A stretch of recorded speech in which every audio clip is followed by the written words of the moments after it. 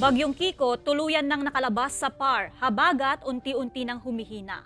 Yan ang tinutukan live ni Claire Lacanilaw. Claire?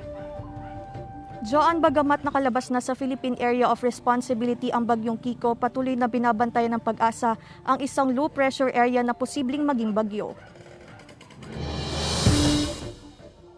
Tuluyan nang nakalabas ng Philippine Area of Responsibility ang Bagyong Kiko. Dahil sa nararanasang pag-ulan nitong weekend, lubog sa baha ang daanan sa bahaging ito ng Bunuan Guset, Dagupan City.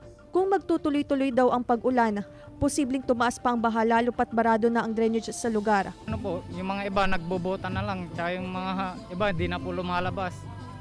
Kasi po baka magkaroon sila ng alipunga. Pero ayon sa Pag-asa, unti-unti na ring nababawasan ang pag-ulan sa probinsya ngayong linggo. Kasabay kasi ng paglabas sa PAR ng Bagyong Kiko, ay humina na rin ang umiiral na hanging habagat. May pagka-counting pagbabago yung itong mga hangin natin na dala.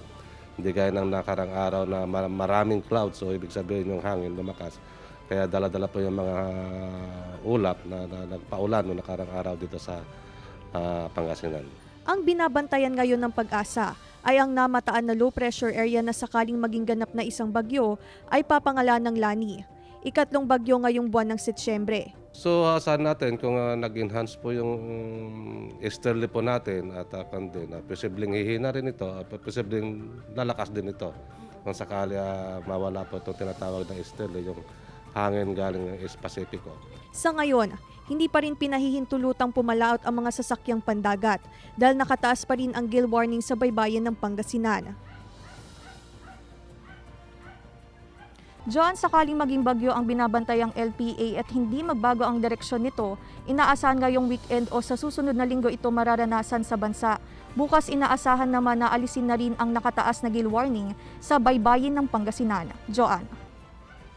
Maraming salamat, Claire Lacanilaw.